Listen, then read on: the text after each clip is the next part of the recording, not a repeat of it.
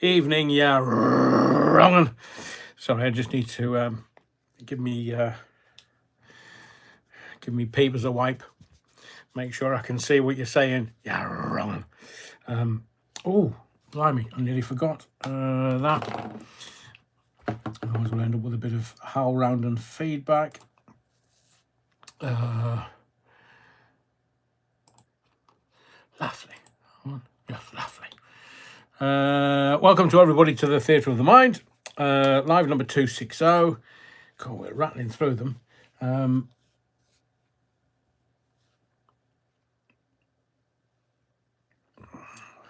Lots going on in the chat as ever. Let me just... that's a bit better.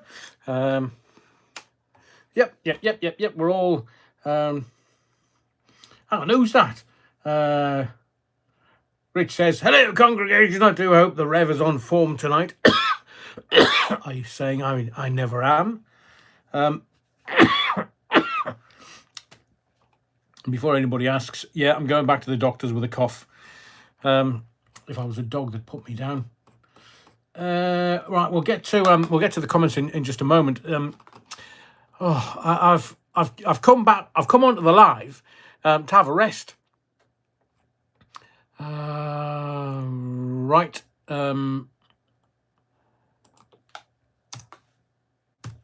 Just making sure everything's there. We'll get to the parish notes in a moment. Let me just sort this out.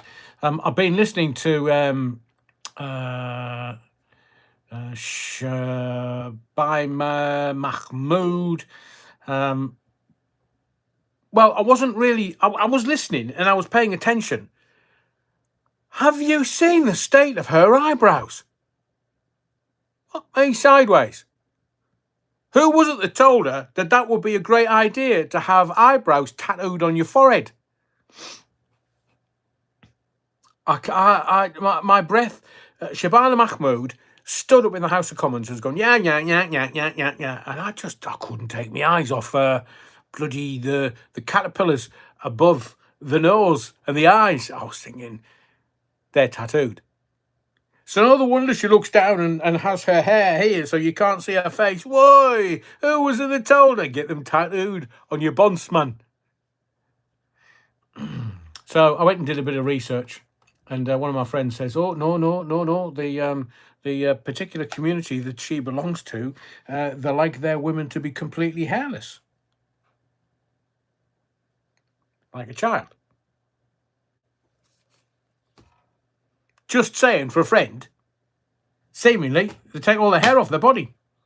Well, her hair is not a wig, I don't think. Why would she take all that? I've no idea, but we will talk about her. We're going to talk about immigration tonight. It's the only thing, it's the only subject that people are talking about in pubs. Let me tell you. Not that I frequent pubs all day, every day, you understand. So we're going to talk about Shabina Mahmood and those tattoos. She's got tattoos on her forehead, man. Has somebody actually said they're attractive? Not in my house, they're not.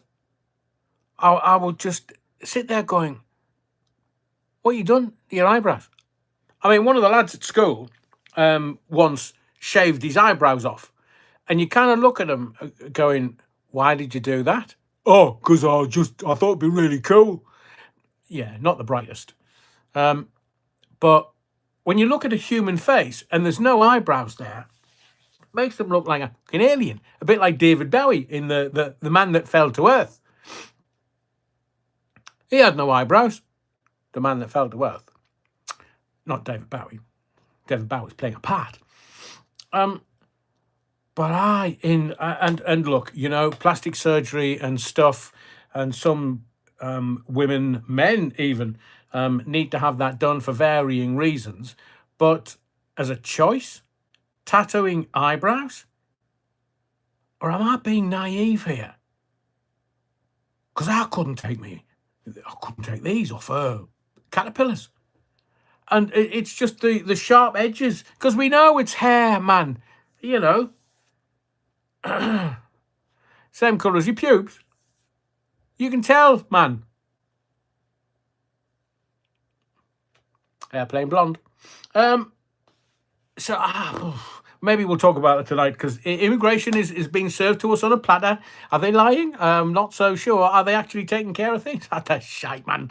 Don't be silly. They're bloody politicians. Anyway, we'll talk about them.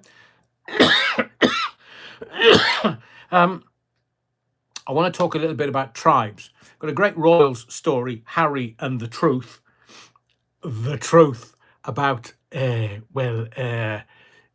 in the shite, and he doesn't, he realises she's in the shite. And, the royals, it's better than Coronation Street, man. And Andrew, knock, Andrew, who? That's what you do when you start shagging kids abroad. Fergie's disappeared. She's not in the country. Nobody knows where she's gone. She's gone over to the Saudis, Middle East. So some of my predictions that I made in December, I said for 2025. Remember, 2023, we had 2023, and then I said 2024 is going to be 2023 on steroids. And then at the end of 2024, I said 2025, you're just not. It's the year of the PSYOP, and you're just not going to believe what you're going to see. And I told you in December, Epstein was going to make a reappearance, and you just laughed. You just laughed. Well, it's Epstein Day tomorrow. Is he going to walk out of the surf like James Bond with his tits on show going, I've been in the gym for a couple of years, look at the guns, look at the size of me tits. Or is it just going to be, we'll redact that one, and, we'll redact that one. I mean, I don't know whether you've got a furtive imagination or not, but I certainly have. And I'm dreaming up all of the scenarios. Maybe they'll come to take me away. They're coming to take me away. Maybe we'll get to know exactly what the rich and powerful are into. Kids. Oh, who said that? There's only me in the room. Didn't see my lips move. Andy B, evening all. Cold dawn here in Kent tonight. Oh, I say, Andy B. We love a bit of crispness, don't we? David Graham says, hang on a second, let's have a look at this. Right. David Graham says, evening, y'all, again. Apparently, chaos in Parliament today with Starmer, according to a YouTube video, or in other words, the Parliament of treason. Well, yeah, but we know. Because when they got into power a year ago, I told you he was only being used, and I'll find it on my live somewhere, he's only being used to get Labour into power. Then once they're in power, they're going to replace him. But they didn't figure for him being, how can I say this? A bit wooden. They knew that he was dull. They knew he didn't really have a personality. But ineptitude, you don't become head of the CPS if you are inept. Well, it depends how many Ukrainian rent boys you prosecute. Nearly got me R in the wrong place there. Me arse. David says, was watching England beat Albania 2-0 last night, which set a new record. 8 wins out of 8, 24 points, and not conceded any goals during the qualifying campaign. World Cup draws on December the 5th, so it's only a couple of weeks. I didn't see the match last night. I was otherwise engaged. I have to say congratulations to a charity that's very close to my heart. Congratulations to Ian and Sandra for putting the most wonderful quiz together last night. I was at a charity quiz last night that I was double booked in the diary. The quiz made 30 grand last night for the charity. 30 grand. Wonderful. Just people just going along and enjoying a quiz. And I have to tell you, after the 100 question quiz here, I was shite. I was nothing. There was nothing that even the music questions I didn't get right. If I said to you, what was the Beatles' first number one? I went with I Want to Hold Your Hand or She Loves You. No, it wasn't. I can't even remember the song. They played the video. And I was like, oh, well, I wasn't around then. I was young. And then there was another one. What was Dolly Parton's only top 10 hit in this country? Now, technically, it was I Will Always Love You, because she wrote it, and it was Whitney. Went to number 1. But her own song was Jolene. Got that one, but as a musical mastermind with like 50 years of doing music, I was utter pants man. But thank you to everyone from Goods for Good and Ian and Sandra for putting on a fantastic quiz. It was just a lovely night. Lovely. 350 people there for a quiz. I mean, that's amazing. So I was impressed massively by the organisation and everything and the quiz itself. I'm not one of these. I don't know about you, but I'm not one of these that goes out to all these quizzes. I just do like a quiz, and we'll have some coming at Christmas. I'm not quite sure what day Christmas Day is on this year. If it's one of the live days, then we might do a. Is Christmas Day a Wednesday? Don't know. David continues. Wow. David's saying, Andy B saying it's cold in Kent, and David says it could have been worse, Andy. You could have lived in the Scottish Highlands, which has temperatures of -7 degrees. Oh, it's a bloody Scottish summer day, -7 degrees. Let's go out in a t-shirt and scare people. You can tell when it's winter in the northeast of England. We just put 2 t-shirts on. And as a northern boy, I'm just kind of filling time when everybody gets their feet under the table.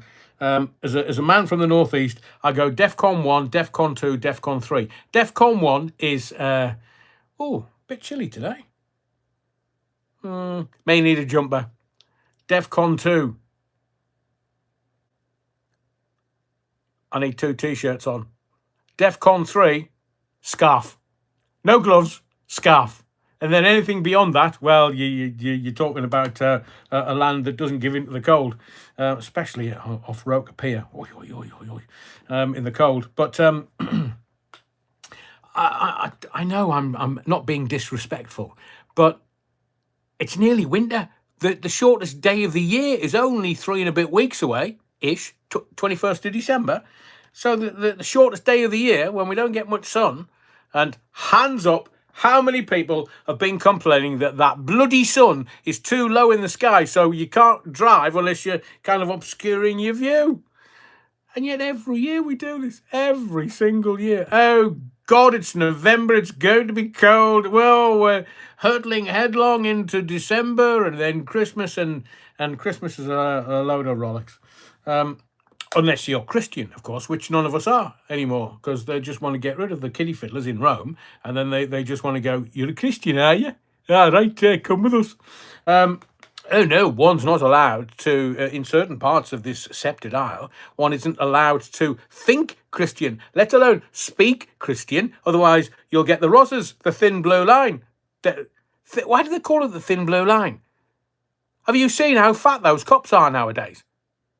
Jesus, a bath can run faster than them. Just saying. It's an observation. If there's any cops. There's a few ex-cops. Watch this. Oh, I'll get it in the... Go, come on, Adrian. And David continues, apparently there will be sleet forecast for the northeast on Wednesday or Thursday, according to the BBC forecast. David, are you listening to the BBC, and are you taking anything that they tell you with a pinch of salt? The only way to tell is open the window, stick one's head outside and go, oh, bloody hell, it's cold. Let's get to it. Where are we? God, it's... Tempest Fugit, Adrian. Come on, Tempest Fugit. BD Cool says, cops these days are built like my ex-girlfriend. Wee and fat. Is that their first names or is that combined? Lionel Layton, it's only about 6 weeks, and we start going back to lighter evenings. I know, Lionel Late not unrehearsed. I know, and we do the same thing. We Morny. What do the Australians call us? Whinging Poms. That's all we do. We talk about the weather, ish. I mean, have you seen the sort of ceiling lately? It's very grey. There's no, well, actually, that's what I should have thought today while I was out driving around, and the sun was, oh, I say, bloody hell, bloody sun. I should have been thinking, oh, I'm glad that I can see the orange ball. That's not Harry, by the way. Ginger sphericals. I'm so glad I can see the sun. I haven't seen the sun for weeks because it's been grey and cloudy. Whilst, do you know COP 30 or COP 35 or COP 40 or COP 50, whatever they're calling it nowadays? Do you know it's still going on? Oh, the hookers must be making a fortune in Brazil. Oh, what do you mean, Adrian? Well, that's the only reason they organise these things, to get the dancing girls in, because the poor politicos, they don't get any at home, obviously, because the wife done put out. Either that or the Shag and Rent boys, one of the two. Oh, did I say that out loud? But you know, that's why they go to these things, so that they can have a dance. And Brazil, capoeira, brilliant for dancing, brilliant. David Graham says Christmas Day is 5 weeks on Thursday. New Year's Day is 6 weeks on Thursday. I hope that's cheered you up. David, I'm suicidal. I'm not. I am. I'm not. I'm not. I'm not a danger to myself nor anyone else before anybody asks. So, BD cool. Absolutely bob on, BD cool. 3-legged Brazilian women. That's why COP 30 is still ongoing. It might still be ongoing when COP 35 starts. I have no idea where that's going to be. And I know I'm past 7:30. So I am going to get into what we're going to talk about tonight. Alan Ronnie Biggs liked it. Yeah, because there's no extradition order from Brazil. Why do they call it a Brazilian? Is it because little Brazilians only have a little bit of hair? Or is that a landing strip? Just asking for a friend. Because I'm a bloke. What would I know? Stephen, oh, stop deleting your bloody message, Rowan. My father never liked Christmas. Oh, right, okay, Stephen. So, thank you, Stephen. Welcome, everyone, to the body of the Kirk. Don't forget, the pews are quite hard on your derriere. That's why we call them the Starmers. And the piles cushions are already inflated. Sister Mary said she would... she quite enjoys it, seemingly. I'm blowing the piles cushions up. So she's got them all ready for you. I understand that there is extra Battenberg. If you're new to the body of the Kirk, I'm not telling you why we reference the Battenberg. Might just put you off your tea. Amalia Grassi, you've got to start worrying when the blokes have a landing strip. Oh, I say, Amalia, my eyes. Yeah, well, I have seen Big Brother, and I've seen a bloke shaving his sphincter on Big Brother. Mind you, I've seen Kanga, so, you know, nothing gets past Kanga. Oh, my God, Viv Kenyon's in the body of the Kirk. Welcome, Viv. And she's nearly finished her Christmas shopping. Can't be on with all that shite out in the shops, not knowing what they're doing. Vivian Darlow. Viv, welcome to the body of the Kirk. We'll make it entertaining just for you tonight. I mean, we're not really going to talk about footy, because we're not playing until this coming weekend. But England, what is going on? Sister Mary is round back of the bike shed. She's enjoying a bishop's finger again, I'm sure. And is she having a double? Just asking. Hang on. Oh, Kathy Arbor, my birthday is 29th of December. Oh, Kathy. Did the family go, oh, well, it's just one big present? I know I have a nephew that was born on Christmas Day. And for years, we'll buy him one big present. His mother didn't. His mother, obviously, bought him two, a birthday present and a Christmas present. And I feel sorry for anybody that's got a birthday around Christmas and or New Year, because you just get shortchanged. Not that I'm suggesting I get stuff for my birthday. But Kathy, welcome to the body of the Kirk. Hang on, Kathy. What do you mean you nearly died? Stories in the body of the Kirk, man. Kathy, what happened? Des Ashton, practicing for losing the big match. What, Sunderland? Oh, I can't wait. December 14th. Can't wait. 3 weeks away. Aye. Oh, it's all going to kick off. Michael Bublé has defrosted his Christmas music, was playing in the shops over the weekend. No. Oh. Well, shall we get into what we're going to talk about this evening? Because I'm not quite sure how long this is going to last. And you, Bovril, I was thinking about you middle of the night last night. I couldn't sleep. And I got up and made myself a cup of Bovril. Oh, the deepest joys, a cup of Bovril. Just sitting there thinking, ooh, Bovril, he'd love this. I wonder if the Muslims will compete against the Christians.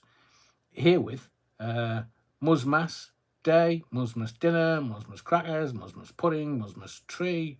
You know that varying ideologies have their own version. The Jews have Hanukkah. So, like, the Jews get double bubble. So the Jews have Hanukkah. Sometimes it includes our Christian Christmas Day. Sometimes it doesn't. But they get double bubble. So for the kids, and once they grow up, Hanukkah just becomes a nothing. Because it's normally give the kids loads of sweets and give them type 2 diabetes. Go figure. Oh, nectar. Stuart, have you put an extra dob of Jaeger bomb in there? It tastes like it. Mind you, I had to have a lively G&T before I came on air, just to kind of, warm the cockles of my heart. And the Jägermeister.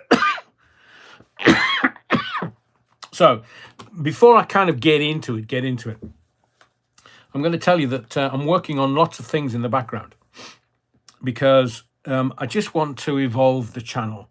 I know we've had fun over the last 3 years, but I believe now that we can evolve into being adults around certain stuff. Even though I love me rants, I will rant every now and again because they're just, getting your yayas out. It's just lovely. And people go, oh, Reverend, you're just so ranty this evening and so, well, potty mouth, you tart. Well, sometimes you've just got to get it out, haven't you? And your swear words.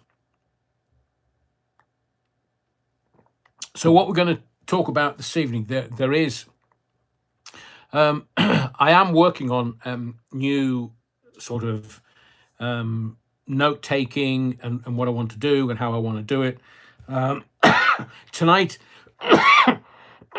is going to be, I don't know about you, but I'm glad that I went to the quiz last night because I was getting a feeling of overwhelm over the weekend because there's so much stuff going on that it's just, I can't keep tabs on all of it. And I mean, I'm the professional. I'm the one that's done this for 40 odd years. I'm the professional. And I know that Trump's flooding the zone. Now the Labour Party are flooding the zone.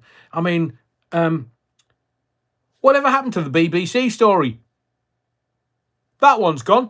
Oh, why is that? Well, they flooded the zone. I told you what they were going to do. It was a PR masterclass. And what about Ponce Andrew? Oh, that story's gone. I told you it was a PR masterclass. So we're watching and being part of history with stories that kind of appear and then they change form and then they disappear. It's brilliance at its best. PR brilliance at its best. And I watch these stories unfold and I think, all right, here we go. I worked in PR. Back in the 90s, I worked in London doing PR. In between a couple of radio gigs. And I watch everything unfold. So the BBC story, it's gone, disappeared, until Trump sues, and then it reignites it. But if you look at what's happened, literally all of the BBC journos and people that have a vested interest have all come out. Now, remember, I won't name them. Some journalists came out and backed Hugh Edwards. Oh, lovely fellow. Oh, bugger me. Pun intended. Oh, bugger me. Hugh, what you been doing, you dirty old tart? Thought you were married. Oh, rent boys, was it? Oh, I say. Now a guilty party, eh, Hugh? And you just watch these stories. They are being manipulated within an inch of their lives. So you've got a BBC that is done, finished, over. Because what didn't you find out? What didn't you find out? And it's fairly easy to find out because the editors would have done it. But who was it that committed to doing those edits in Panorama? Who was it? You don't know. Who were the producers that backed them? You don't know. Because it was really cleverly managed. All they did was they just went to Director General. With your white plimsolls, white trainers. I mean, why? White trainers, man, with a suit, man. Hi guys. So it's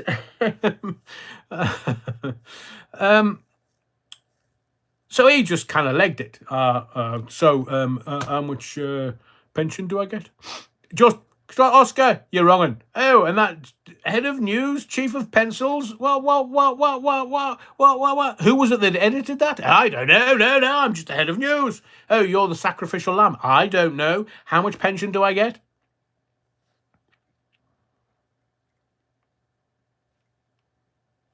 Nobody knows who the dastardly was that did the editing. It will only come out in a court of law when Trump sues. But why haven't the BBC done anything about it? Because the BBC don't want to. The BBC are just up their own arses. Well, we're back to Hugh Edwards again. And Jimmy Savile. Shag a corpse. They will do if they continue like this with the BBC. Oh, I say, Reverend, did you really say that? What-o? So the BBC story's gone. The Royals. Prince Andrew. No, you can't use Prince. Prince is dead. So you can't be the royal formerly known as Prince. So, no, you can't. But, I'm a monarch's son. Don't give a flying. Off you go. And you've got Andrew skulking around. You've got Fergie skulking off. And then you've got the two princesses, Eugenie and Beatrice. And, they're, seemingly Fergie's in Portugal. It's some pied-à-terre that belongs to one of the girls and her husband. But it's a non-story now because people will be saying, are we still going on about Prince Andrew? Well, it's Epstein Day tomorrow. Trump. So, I'm currently reading. I'll tell you what I'll do. Just for a little nighttime listening, I'll start and do some stories late night. Virginia Giuffre's book. I can't give you the whole book, but I can give you précis of chapters and various quotes. But Virginia Giuffre says, and I quote, Trump was never a threat. What was he doing? No, look, if he's going to sue the BBC for $1 billion, I'm not going to see anything apart from, was he filleting donkeys or something? No, I don't. I keep hearing noises in this room. You can't see anything because my lips don't move. They don't.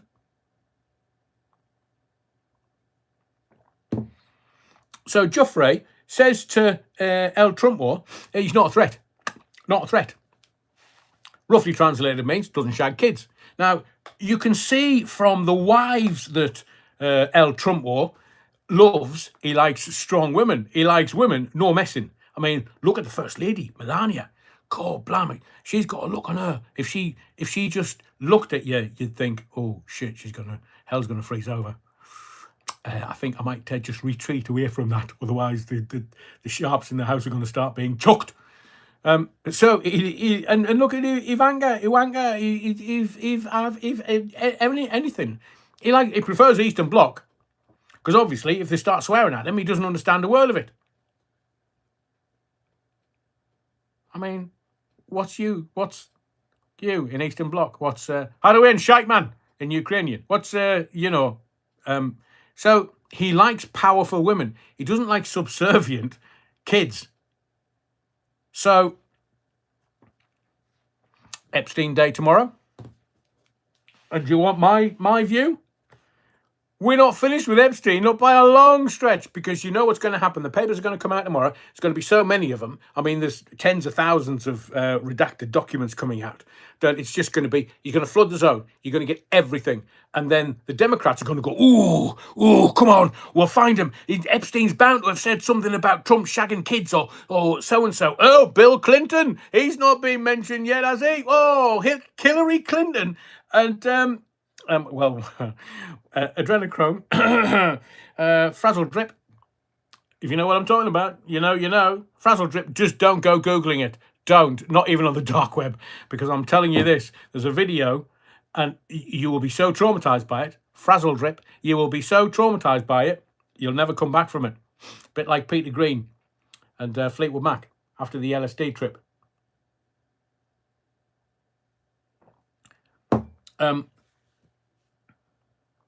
What's happened with Tucker? I cancelled my direct debit years ago. Got a refund after a couple of months. Never had any contact apart from an officer who I told, no thanks, and shit the door. Did you? Did you have to use lube to be able to do that? Tucker 69. Vix Tex, Arkansas. Yeah. But I do believe that Hillary hasn't been seen in quite a while. She's kept her head down, which, according to Bill, is a first. So she's kept her head down. Nobody knows what she's doing or where she is. She's, breast deep into all the brown stuff with the Democrats. And the Democrats, they literally must be getting wood tonight. They must be. Well, it's getting cold, so they'll be chopping up logs and stuff. They'll be getting wood for their fires.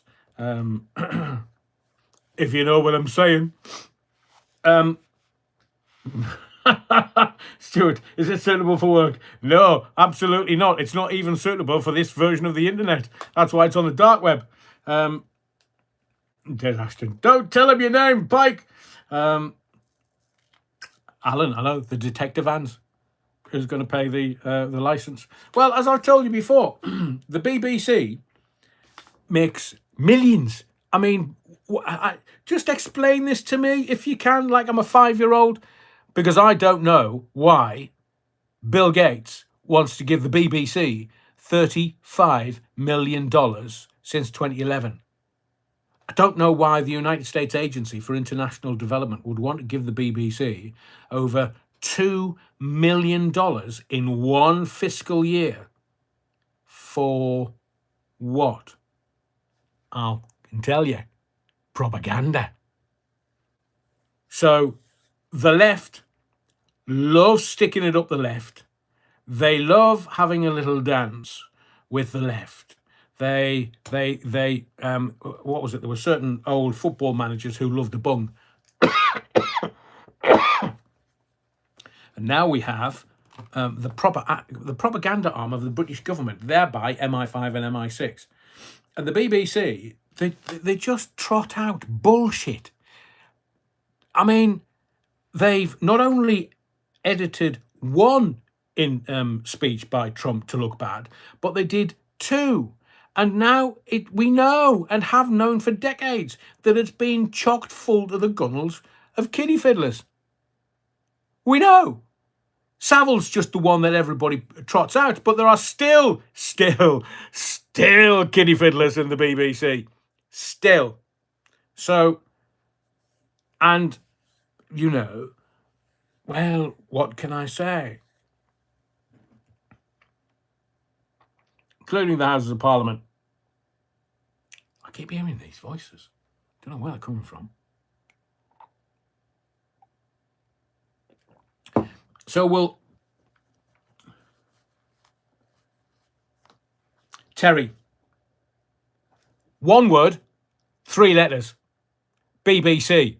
I don't give a flying fuck which arm of the BBC they gave the money to. I know you're being a pedant and being clever, but it's the BBC. We are told it is wholly funded by the licence fee. Evidently not.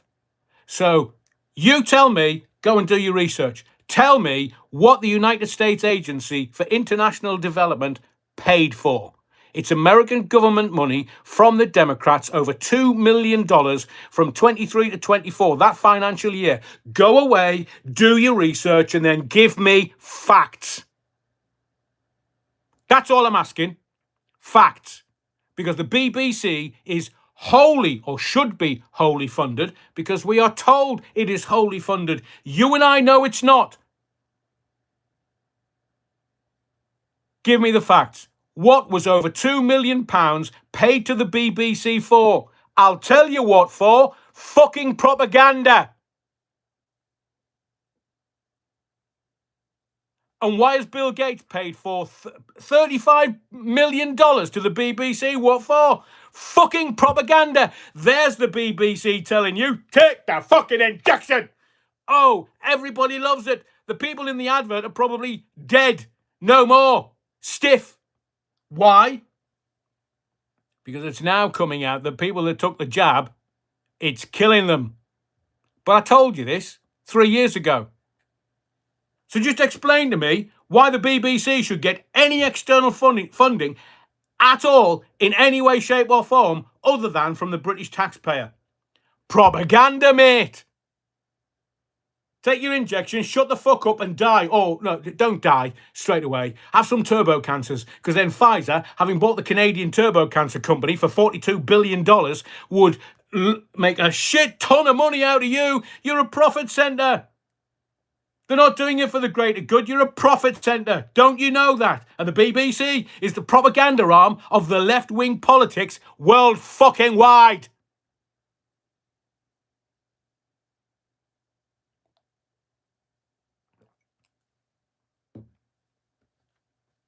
So, what's the story that's coming out over the last few days that tells you, shows you and me that the BBC will not stop? I'll give you 2 words. No, it's not Michelle Mone. It's Shamima Begum. Oh, didn't you know that she was back on the BBC's radar? No, she's back on their website. She's back on their radar. They're making films about her because they want her to come back here. Oh, Shamima, darling, we're so sorry. Those bad right-wing politicians. Yeah, exactly. Fuck them.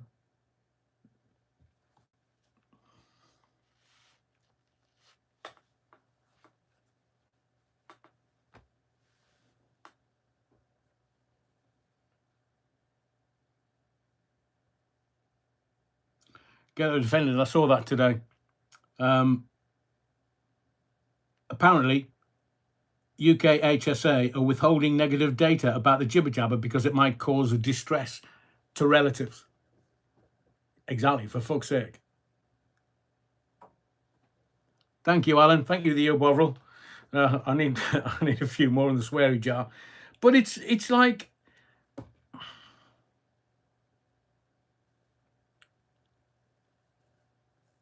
look, I have friends that work at the BBC. And the level that they work at the BBC, they're just trying to do their best. Broadcasters trying to do their best. And I saw someone post something to social media. Thank you, Stuart. As always.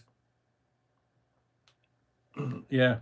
Alan says, Sister Mary left the building. She takes a big dog with her when I start ranting. Well, she's had a couple of Bishop's fingers tonight, so she's probably walking like John Wayne, bless her. Needs to go home and rest and recuperate after the Bishop's finger. I definitely need some altar wine. But it's my friends that work in the BBC. Remember, I have worked within the BBC. I had David Icke on the BBC, which is probably why they didn't renew my contract. But I didn't care. Get out. I was working at LBC at the time. but it's if you look at the last 5 years, you don't have to look back 50 years or 60 years or 100 years. You just have to look back at the last 5 years. So we had politicians that told us that we're going to flatten the curve. Just we're going to flatten the curve. 5 or 6 weeks. That's all. It's nothing. No, just make sure that you wear your face mask, and then you go and get the jibber jabber, and you do the right thing. So that was the narrative. Do the right thing. So everybody thought, well, I'm going to have to do the right thing because the BBC's telling me. And hands up, look, I'm as guilty as everybody else. No, I didn't take the jibber jabber. Don't be fucking stupid. But I will go to the national broadcaster because, and look, I've worked in commercial radio, in commercial TV. The adverts are a pain in the arse. I get it. But that's how they fund themselves, the BBC. I do believe that the version of the BBC that we have at the moment is not the one that is needed for the next generation. But the reason why the Labour government especially won't do anything, they won't go, right, you're going to have a subscription model like Netflix. I'm going to tell them that. The charter's coming up, and they'll kind of shuffle the deck chairs on the Titanic, the government, not the BBC. And they'll say to them, oh, you can have this, and maybe you need to tighten your belt, so we can't give you £3.5 billion a year.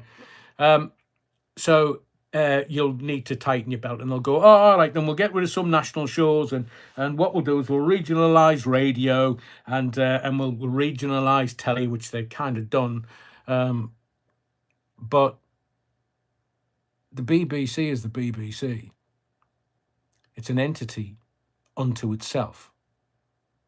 But if you believe that they only take money from the taxpayer via the license fee, then you are sadly mistaken. And I've told you before about this ghost hunt that I did at a Skinning Grove mine in the northeast on the BBC. We did a live 3-hour show.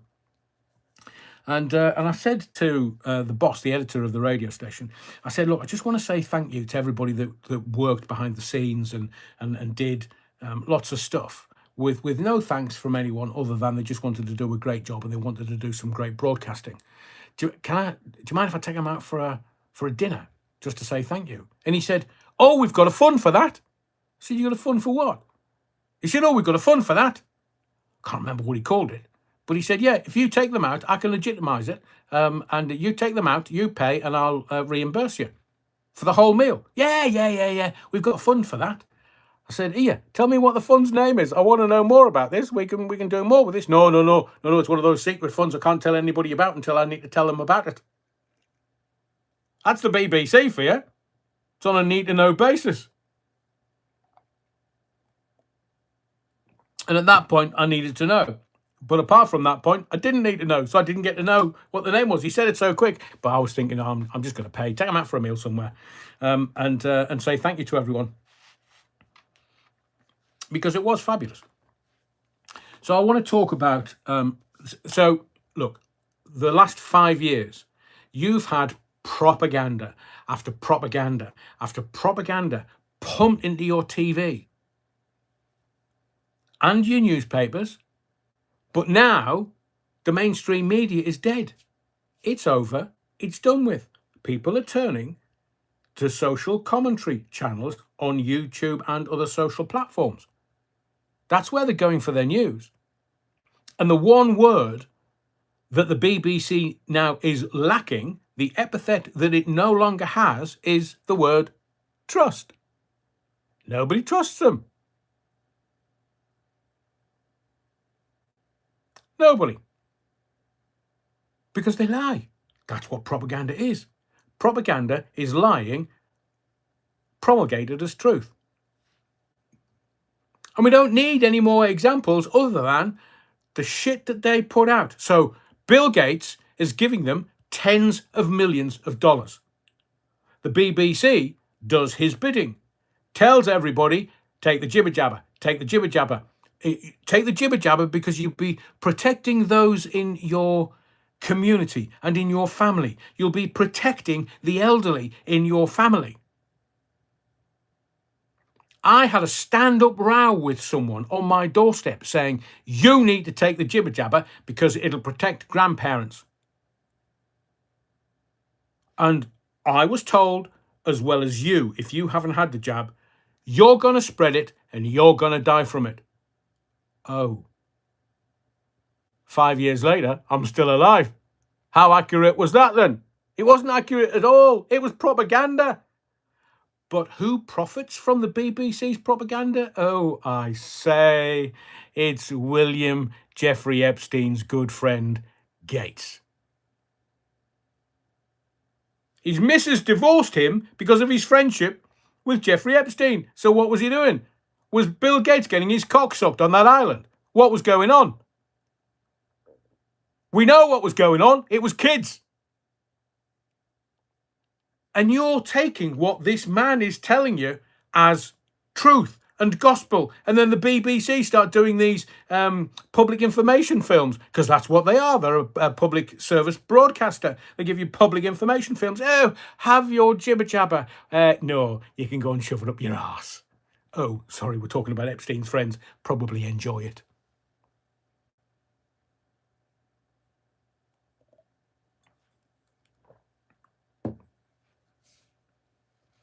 Stephen Hall says ITV has worked too. Oh yeah, absolutely. Oh, there's that. Cheers, Andy. Well, thank you very much, sir. And thank you for your continued support and just being in the comments, just being on the lives with me. It's Dr. Hillary. I mean, I can never trust a man that's got a woman's name, like a boy named Sue. How do you do? Folsom Prison Blues, yeah, wrong. But he's been binned off ITV. And he was one of them. I want to know how much he was paid to tell us to take the jab. How much, Dr. Hillary?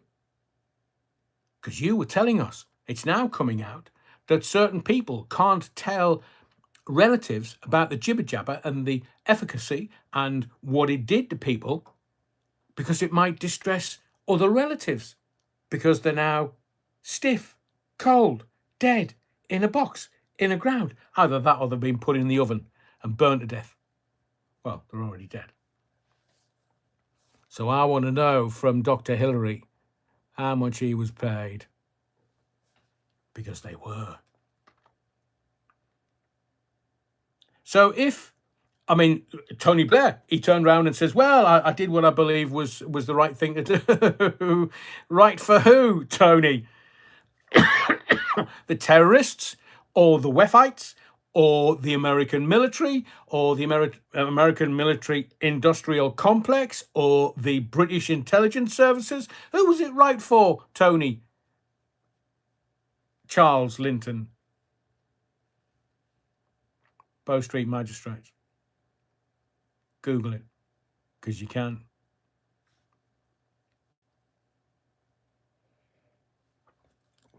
So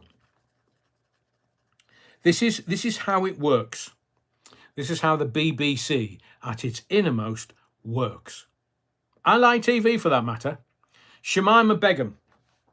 She is reviled in this country. In fact, I'm going to ask you a question. If Shamima Begum, the word was she was going to come back to this country, the ISIS bride, knocked a couple of kids out with a Dutch ISIS member.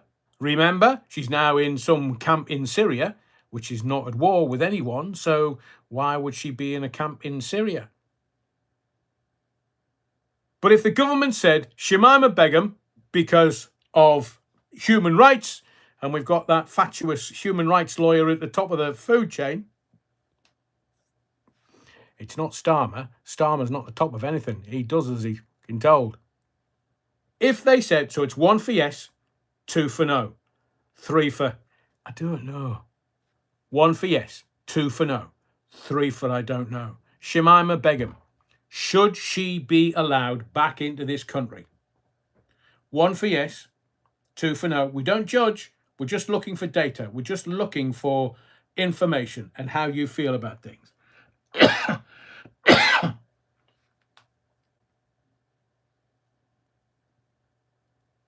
Now, I'm not suggesting that the channel is an echo chamber, But literally, motorcycle madhouse, Tom Harney's, Catwoman Jones, Lionel Layton unrehearsed, Ian McGee, Stewart, Ghetto Defendant, the All Bovril, BD Cool, Ein Zwei, Drei Vier Fun Sex. Sex? Anybody offering?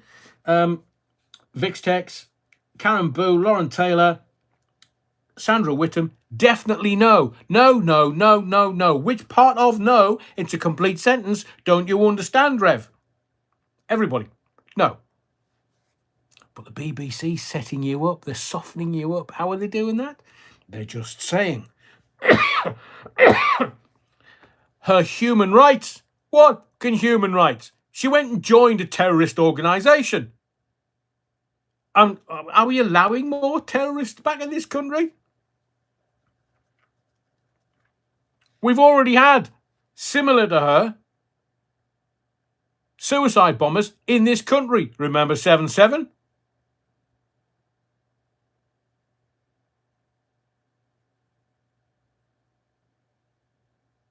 Remember the Manchester bombing? The stadium bombing? Ariana Grande. Kids, man. Kids. They told us that Southport wasn't terrorist related, and then, oh, me, they go and get into his gaff, his parents' gaff, and there's terrorist-related shit in there. He was making ricin. What for? Oh, it was just a Sunday afternoon thing. I just thought I'd make it because I wanted to see if I could make it. No, intention, agenda, terrorist-related, in my view. And Shamima Begum, I'm 15-year-old. I know what I'm doing. I'm going to go and I'm going to shag a terrorist. Oh, I'm going to knock a couple of kids out with a terrorist. Happened to be Dutch. She knew what she was doing. She wasn't coerced. She wasn't talked into it. She wasn't led astray. She wasn't told, you will do this, otherwise we'll slit your throat. No, she wasn't threatened. She wasn't coerced. She wasn't led astray. She decided to do it herself. Off she went. And now the BBC are reporting it so that it softens you up for her return. And remember, this is, and I keep saying this because it is a reality. Politicians are not there for the benefit of me and you. They are there to make money. It's the power. It intoxicates. Power corrupts. Absolute power corrupts absolutely. It's intoxicating, the power. And the way that politics works now, it's not about being paid 150 odd grand a year. It's about getting the money abroad to an NGO, non-governmental organisation, and then the money trickles back into their arse pocket, into their bank accounts.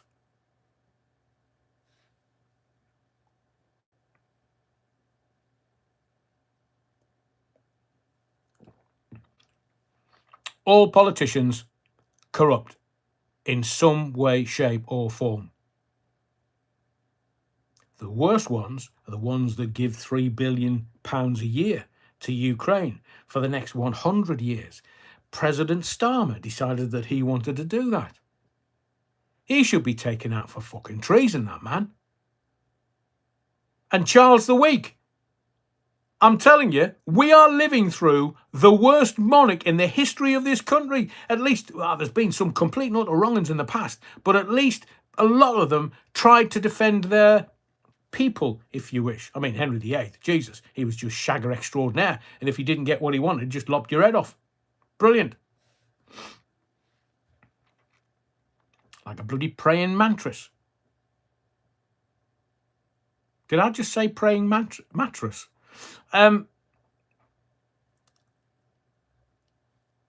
So we get it. Nobody wants Shamima Begum back. But the BBC, keep watching it. Just keep watching it. And wait for the stories to come out. Because they will just gently try and subvert your thoughts. Subvert your emotional engagement. And subvert what you want. Because the left, the propagandists, the technocrats, which is more important, they want her back in this country. Because there's going to be a lawyer somewhere making money from it. Now, let me get to what's happened today, because I listened for a couple of hours earlier, and I literally was just banging my head off a brick wall. I listened to what this government was saying. Now, I've told you repeatedly, the reason why the parasitical classes in the Ozempic palace and all their lobbying companies and lobbying people and lobbying organizations and the politicians who are making money hand over fist corruptly, what they want is not what the country wants. So now we have a situation where the ninja assassins are sitting there silent, not giving anything away, not saying anything. They're waiting for the next general election. And it doesn't take Einstein to work this out or be the world's greatest psychic. There's going to be a massive turnout of people, the working man and woman, the man and woman on the street. They will turn out in their millions because they're sitting there. They know there's nothing that they can do. And look, and Ken Livingstone has told you before, I think he wrote a book called this, If Voting Changed Anything, They'd Abolish It.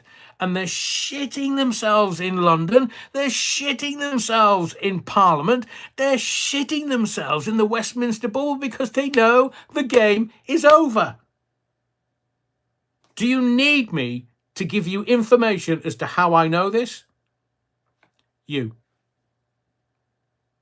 I've asked repeatedly in these lives and in these polls, I've asked repeatedly, and you always give me your honest answer. And I'm telling you this, from what you say to me and what other people say to me away from the lives on YouTube, they're just sitting, they're ninja assassins, they're just sitting there waiting. They're going to vote reform, and there's nothing that the parasitical classes can do. Nothing. They know.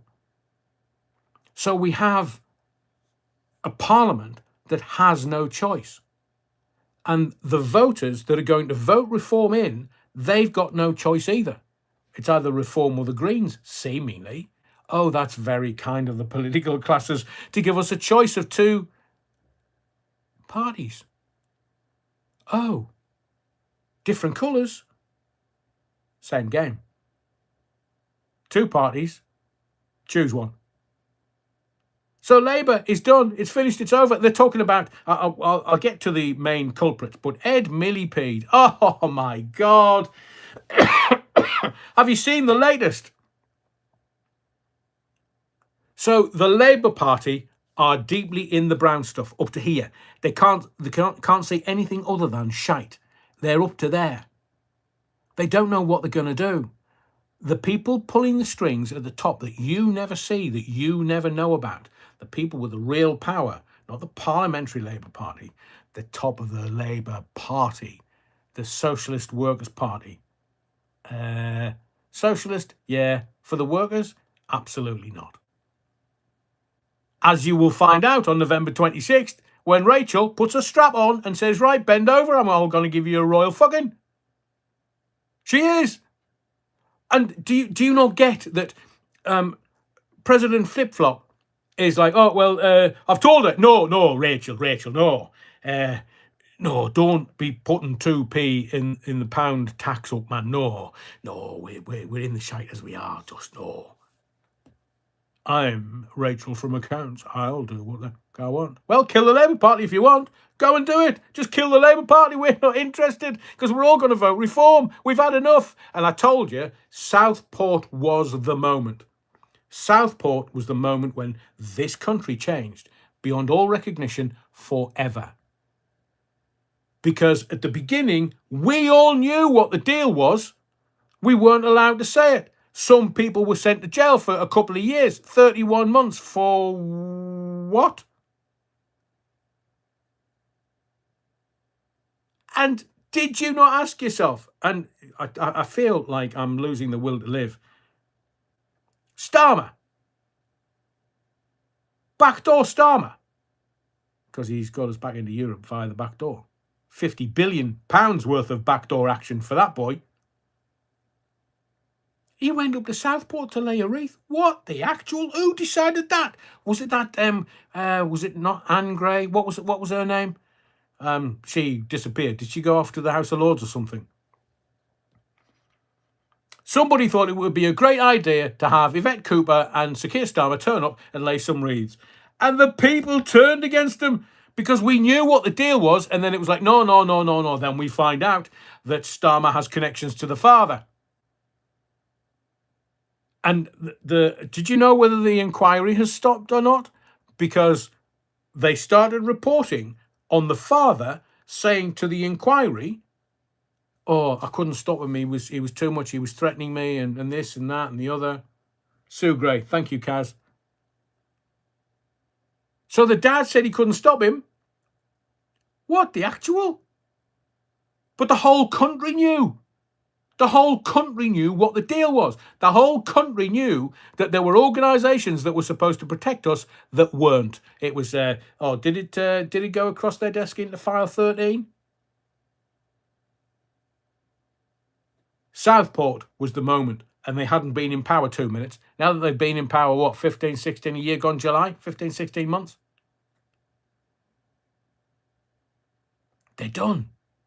But now, the really brilliant thing, and this is the entertainment arm of, well, politics is entertainment for ugly people, and the entertainment arm of the military-industrial complex. The entertainment, grab your popcorn, buttercup, buckle up, it's going to get bumpy.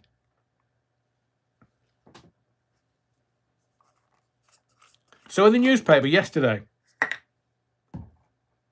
you've got Ed Millipede, who they're now saying, oh, is the doyen of the Labour movement, the socialist movement in this country. He's fucking evil. Evil. You never see him on the front bench in Parliament. Never. Because he doesn't put his head above the parapet. He just gets on and does stuff in the background that you never see.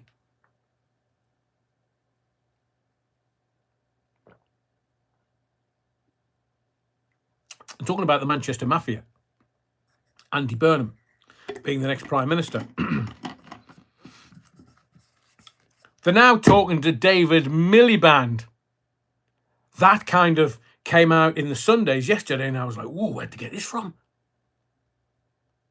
They're talking to David Miliband. David Miliband was knifed in the front, not the back, knifed in the front by Ed, his brother, so he could be the leader of the Labour Party, and Ed, his brother, knifed him. He got the unions on side. David didn't. David was the much better intellectual, the much better politician. And he got knifed by his own brother, Cain and Abel. And now they're talking about bringing David Miliband back to save the Labour Party, to save the Labour movement. Oi, oi, oi, oi, oi.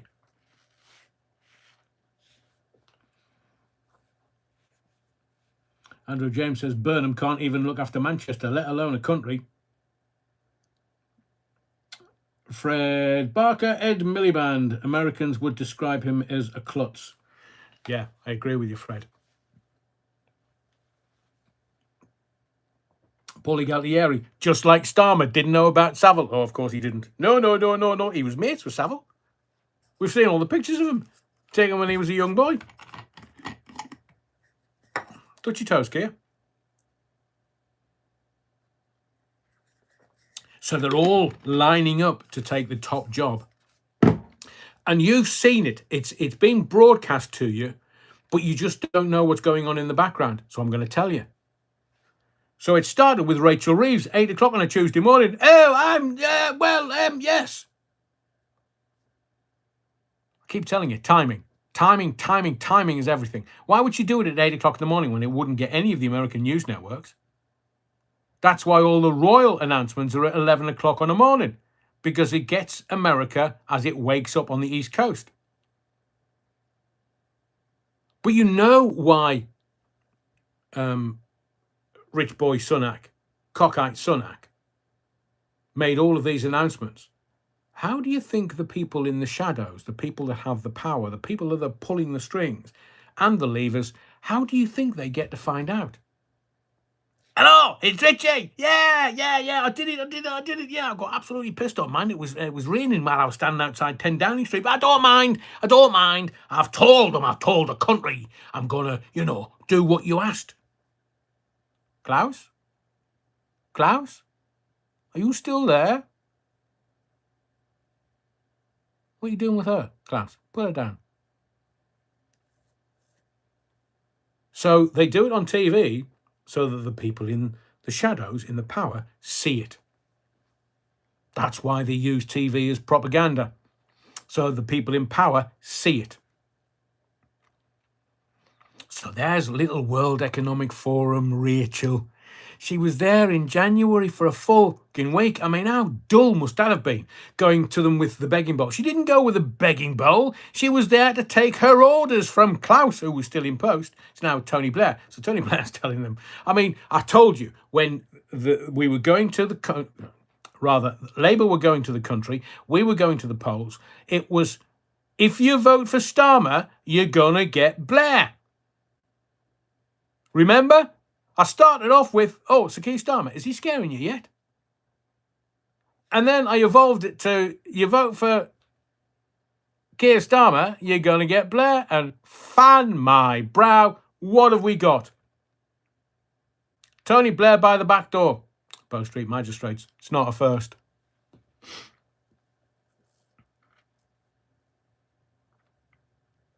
I see you, says Sunak is backing prostate cancer charities. Is that the where you get examined with a couple of fingers up your arse? Makes sense to me. There are some politicians who'd want to do all the examinations. Deviant fuckers.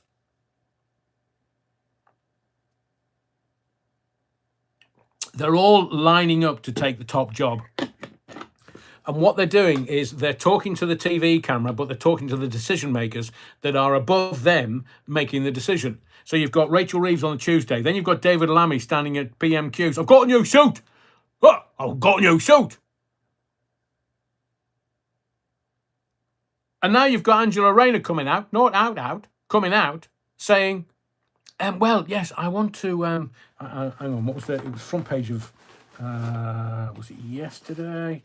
No, it was the Mirror. I didn't buy it on protest. But she said she wants to continue working for the ordinary people. How condescending is that? You're going to work for ordinary people? There's nothing ordinary about this human condition. There is nothing ordinary about the organizing principle that is here, there, and everywhere. Omniscient, omnipresent.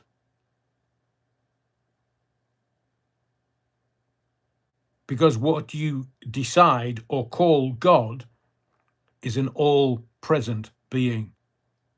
Past, present, future. The kiddie shaggers in Rome and all the other deviants that decide that they want to have a little book that's going to control you, they're not going to tell you that because they can't get their sad, petty little heads around the fact that God is all present, always. Time does not apply. So, little Angela Rayner, Ginger Growler, I'm going to continue working for the benefit of ordinary people. Condescending much? So I'm not having these moronic people, that's why they're called MPs, moronic people tell us how to live our lives.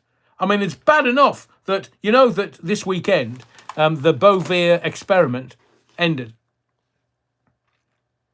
They wanted the cows to stop farting, so they gave this additive, injected this additive. And that's why people stopped buying certain types of milk and dairy products, because the Bovere was in the dairy products.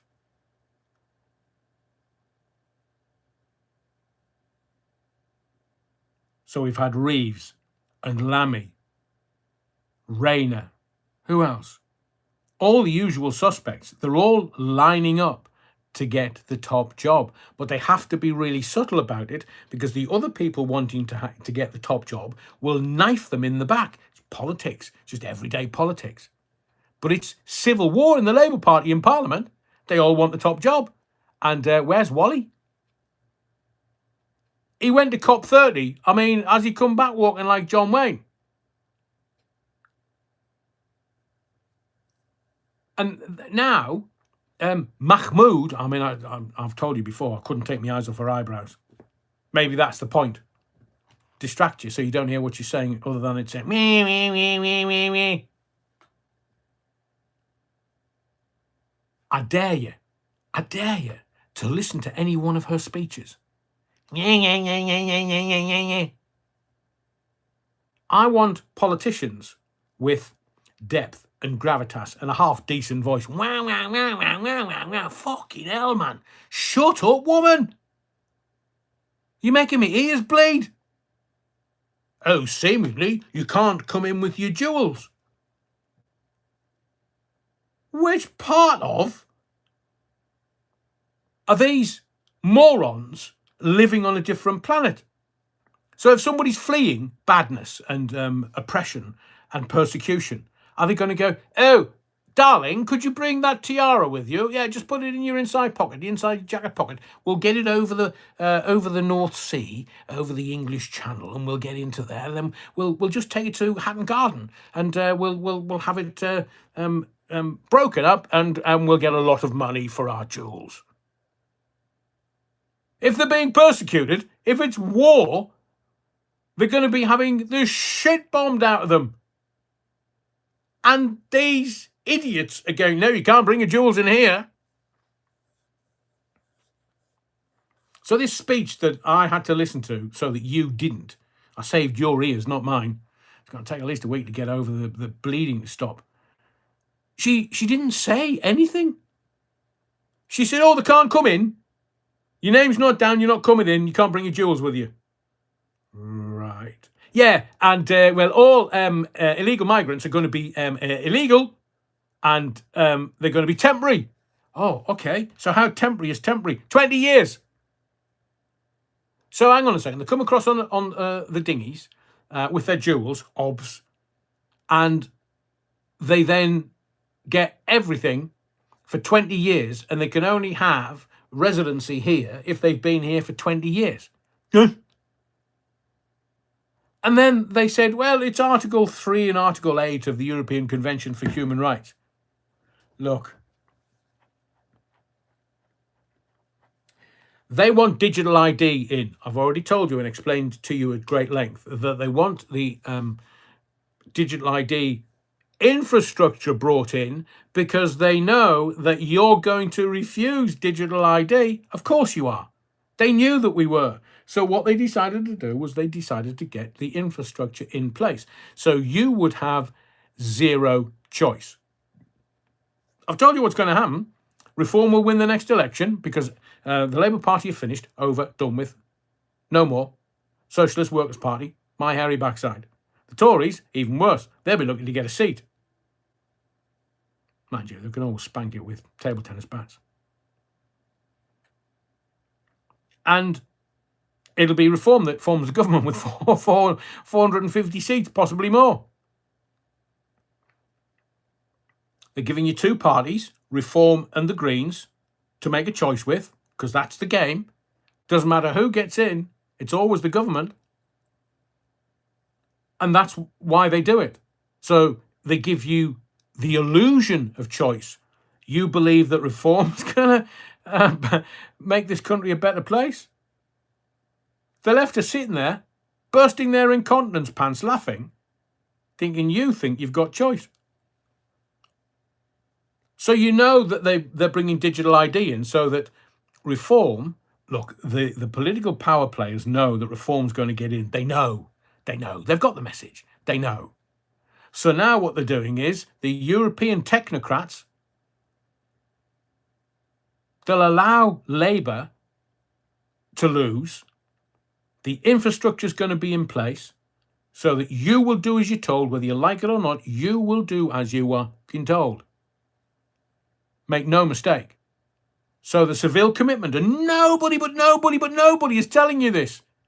The Seville commitment, because Seville is a place in Spain where the international treaties took place. And because it was an international treaties, thank you, Nicholas, I'll get to that in a second. Because it was an international treaties that was signed, didn't have to go via Parliament. They know what they're doing. They're making it so that Farage and Reform can't change things that they've put in place. So the digital ID structure is in place, whether you like it or not, and at some point in the future, you're going to agree to it. So digital ID is all sorted. And politics? They just give you the illusion of choice. They decide what you will do and when you will do it. And all I have to present to you as evidence is March 2020 when they locked you down and told you to take the jab. See how we've gone full circle? And the European Convention for Human Rights. You know that why they're dancing around this, don't you? Because lawyers and barristers like Keir Starmer make a shit ton of gravy from the European Convention for Human Rights. He's a human rights lawyer, as is Sherry Blair. Oh, you forgot that one. So I've given you all the names of the usual suspects that are going to take over Starmer's job. And you know the reason why he's not appeared is because he's paddling furiously to save his job. He's not interested in doing the best thing by the country. He's not interested in saving your life. He's interested in all the trappings of power and success. He's not bothered about anything else. He's going to wind up in the House of Lords doing absolutely feck all, but taking the taxpayers' money daily in the allowances that the Lords are allowed. But I'm going to give you one name. So I've already given you Andy Burnham. He's backed off. I've already given you David Miliband. Nobody's even thought about him. But can you imagine Cain and Abel 2.0? Ed Miliband, fancy knifing your brother in the back and getting the unions on side. So if they sided with you, you got the vote to be Labour leader. And you had to knife your brother to do it. Oi, oi, oi, oi, oi. No integrity. None, in my view. But the European Convention for Human Rights, it's been on the statute books since 97, 98. And Tony Blair made sure it was law in this country. And he was told, get the United Kingdom ball deep in Europe and make sure they can't get out. And then Pigfucker turned up and went, oh, we'll have a, shall we have a, yeah. No, they'll not vote out. They'll vote stay in.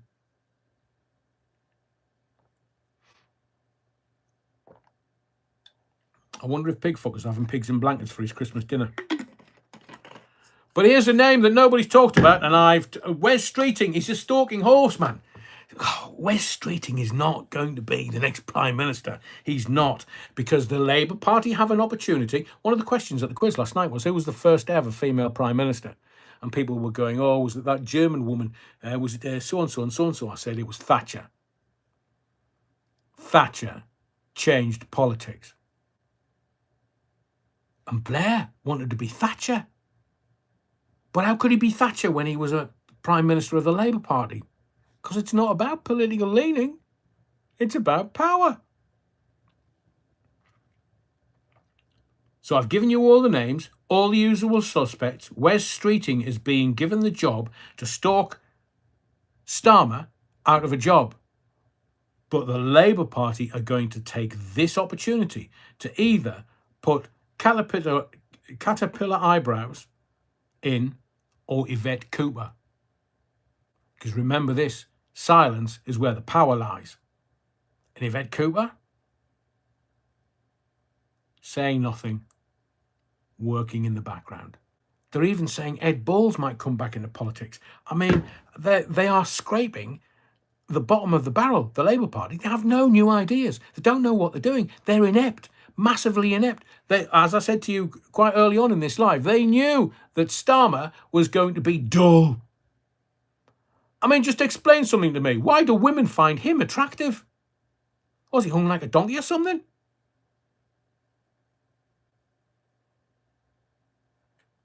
It's a comedy opening, Adrian. Don't take it, otherwise you could be in a whole world of shite.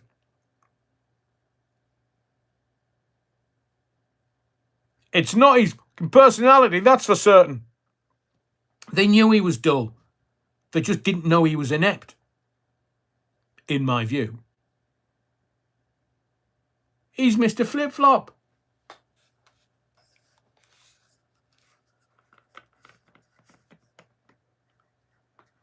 Alan says they haven't got a safe seat to put Balls or Ed Miliband in, though.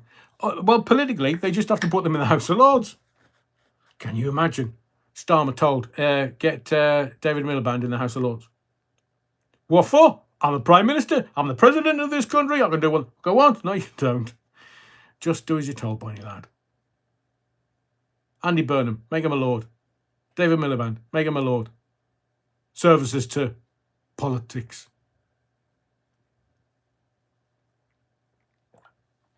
And then he finds one of them, takes his job. But I am telling you this, by a country mile. That's why Rayner has piped up. I mean, obviously she's still completely brassic. Where's the 40 grand that she's got to pay back? Stamp duty. Hadn't done that yet, has she?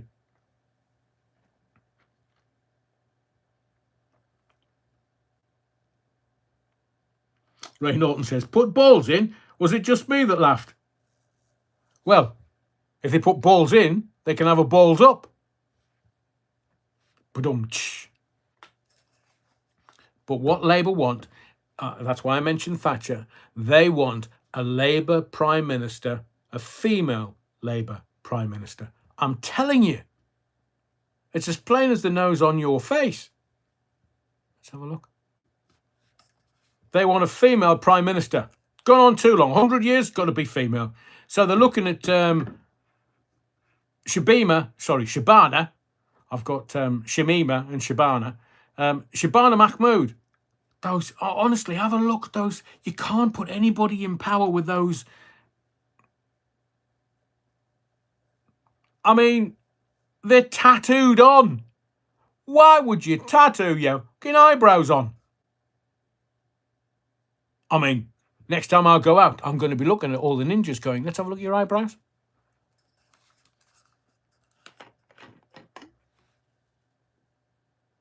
Yvette Cooper is going to be the first Labour female Prime Minister because she's not come out to say this, that, or throw a hat in the ring. Silence is where the power lies. Let me very quickly. I remember the Provy well, Terry. What was I going to say? Stuart's just had a look at her eyebrows. Adrian, you're spot on. They're tattoos. I mean, has she got like an anchor on one top of one of her arms? She got mum and dad on the other with kids' names or something. Why would you tattoo your fucking eyebrows on? Unless it's plastic surgery.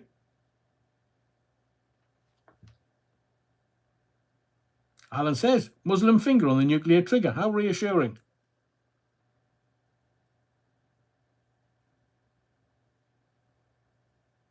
BD Cool says, there was a bunch of women with eyebrow tattoos at my old office. That was a very strange place, mind you. But, I mean, am I naive here? But God, the omnipresent, omniscient God, everything, everywhere.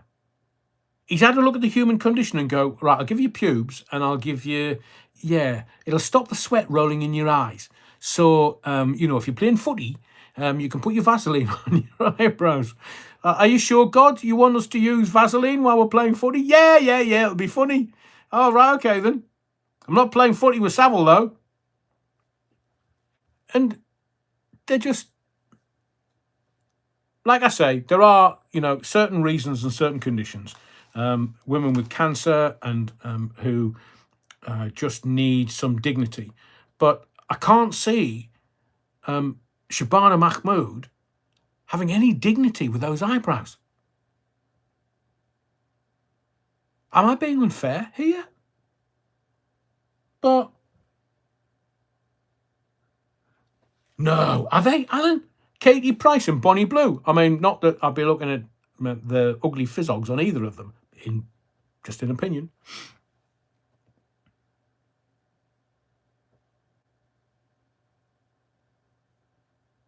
Brilliant, BD Cool. Wise man once said, forgiveness is divine, but don't mess with factory settings. Brilliant.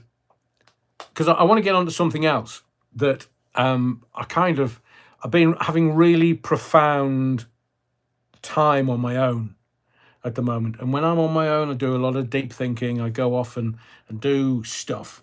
Hang on, what I see you said. Hang on. Terry. Oh, right, okay.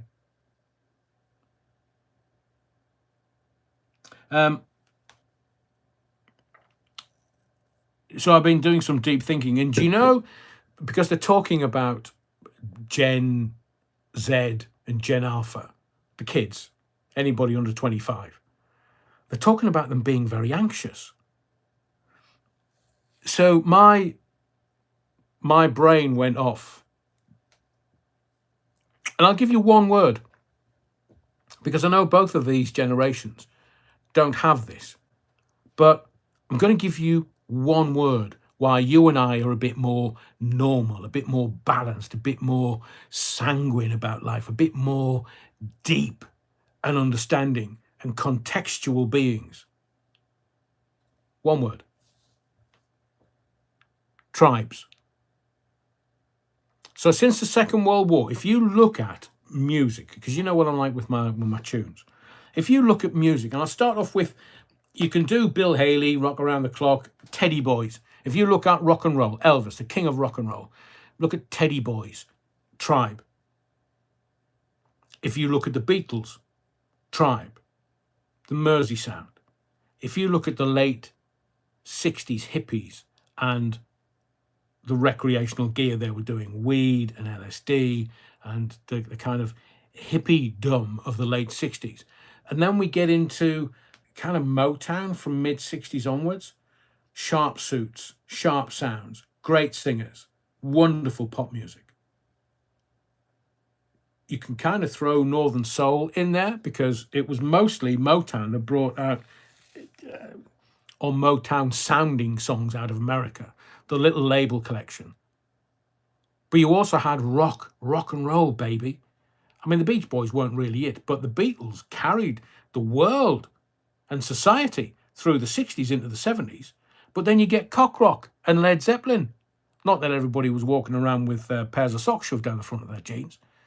Then it morphed into glam rock. Northern Soul was an ever-present. Then we get into the mid-70s and disco. And then we get into the late 70s and punk. And it was a new tribe every 2.5 years.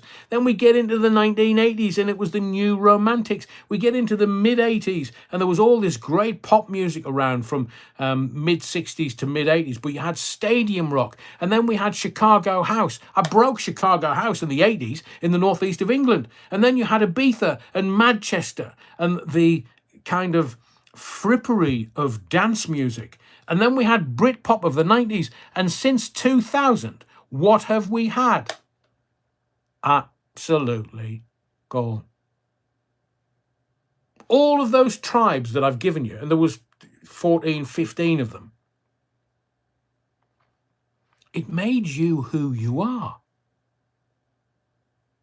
A collective, belonging, feeling part of something. The kids that are coming through, are they going to feel part of something? Yeah, we were in lockdown. Oh, I feel anxious. Why is that? Well, we were told to have the jibber jabber. Well, I didn't want the jibber jabber. We were young and we didn't need to have the jibber jabber, but we were told to have the jibber jabber, and now bits of me's not working. If you look at the younger generation now, and this, I'm sounding like my dad now. If you look at them, They have no belonging. They have no collective. What, Swifties? Ginger Shearing? All of the old bands are coming out because there's money in them there hills. But the kids have got no belonging. They've just got anxiety. And maybe that was the plan.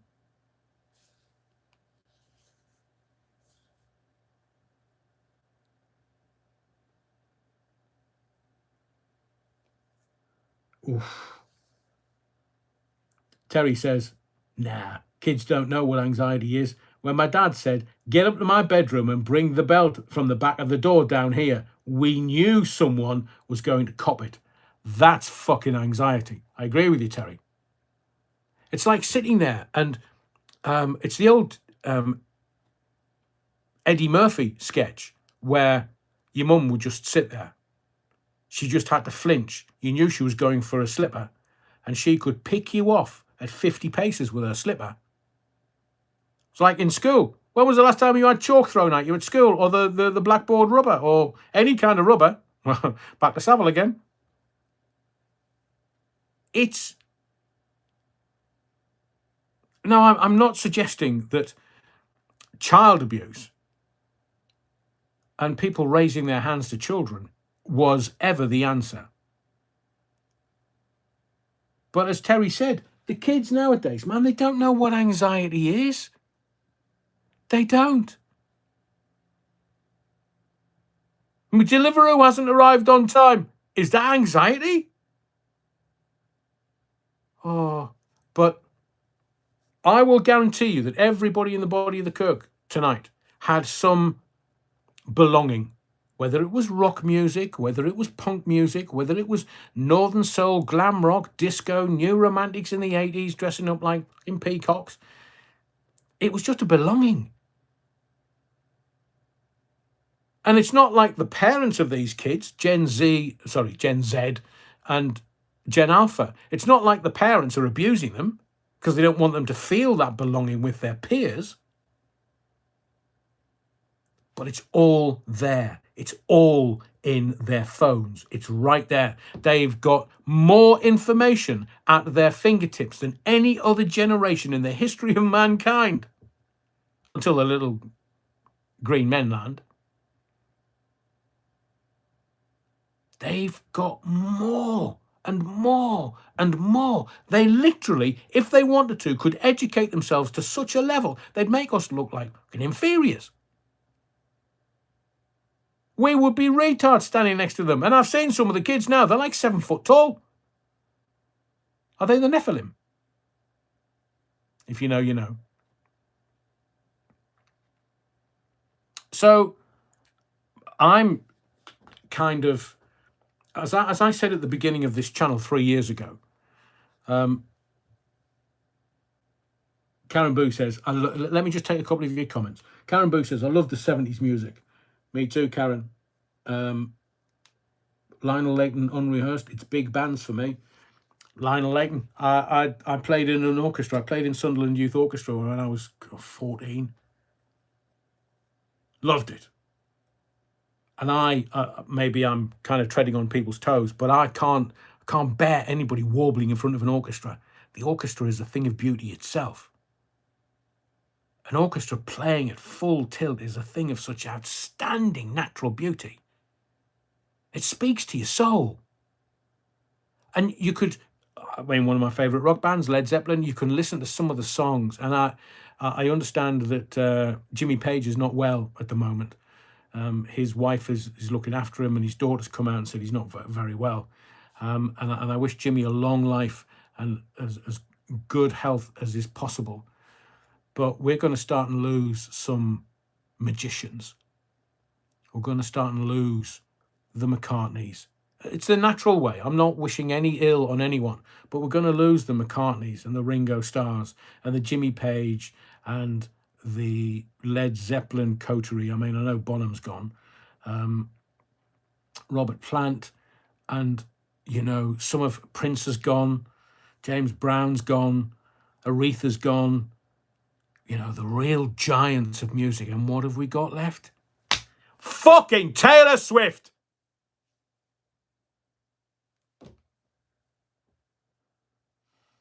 She is enough to make a saint swear. I mean, I saw a piece about her the other day where she complained that George Soros was owning all of her music. So who's managing her career now then? Lavender marriage, anyone?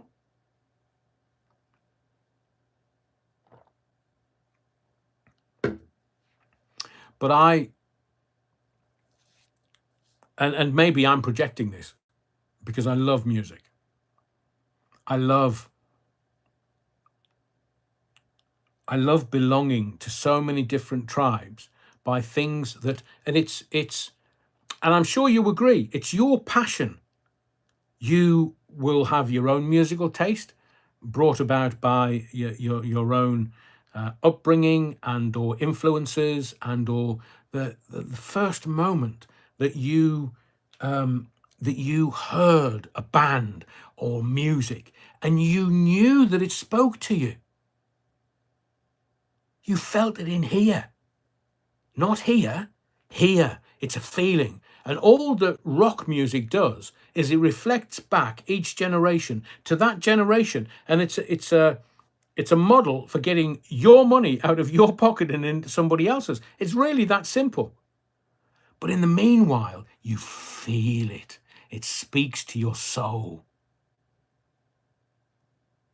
I can name you a dozen female singers that literally I can sit and listen to and weep. Marvin Gaye. Oh, dear God. A tortured soul, but what a voice and musicality. Anita Baker.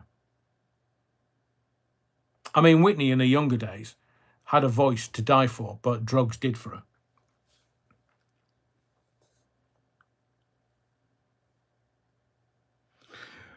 Nicholas has made me laugh. I'm going to tell you a story in a second, Nicholas.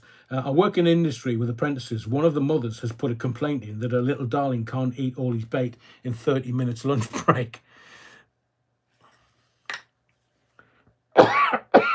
So I'm not...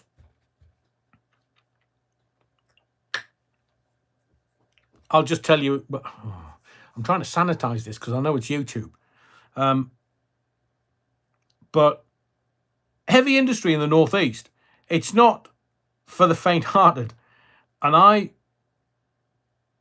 didn't go to university. We didn't have the money.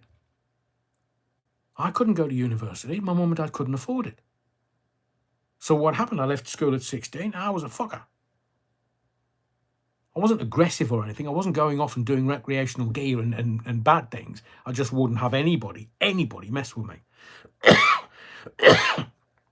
So to kind of compound Nicholas's story, I was a motor mechanic apprentice. I was a motor vehicle technician, engineer, whatever you want to call it, but I served my apprenticeship as a motor mechanic. And I was 17. I was in my second year. And we got work experience coming, and they'd get an overall, and they'd kind of work with us. We wouldn't let them do much, but they would work with us. And the foreman said to me, Adrian, just take him around and show him what's what. He's only here for a week.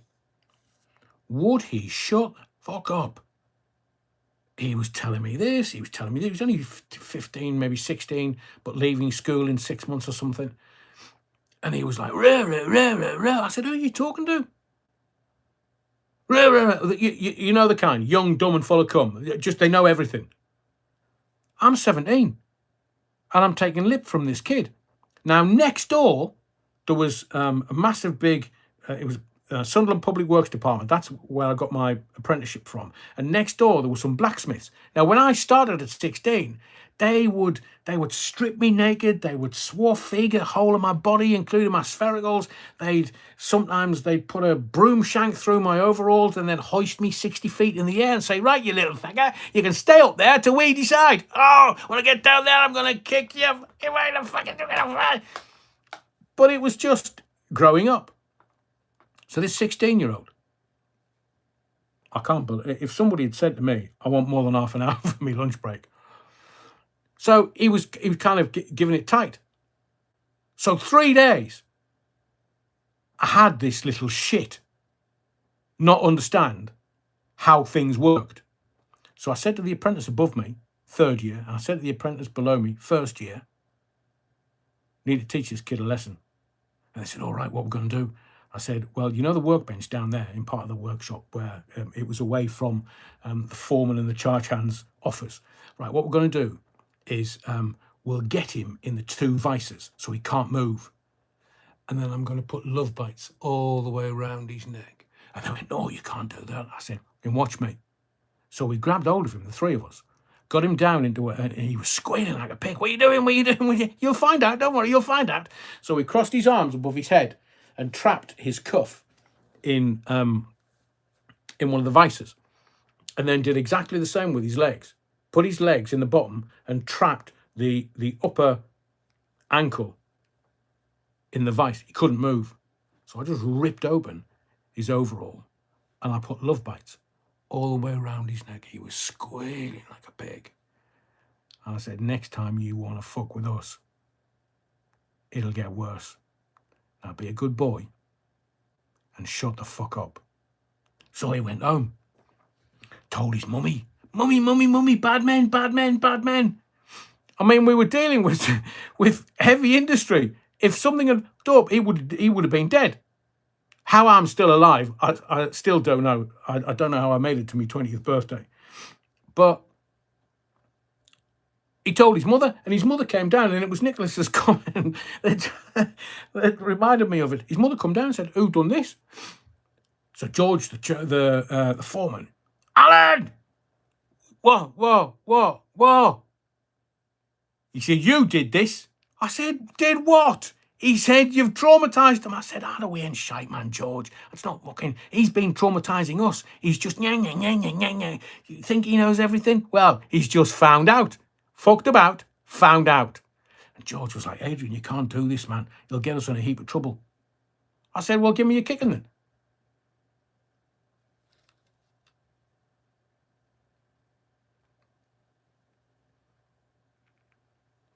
I won't tell you the story about the time... No, don't, Adrian. Don't. This is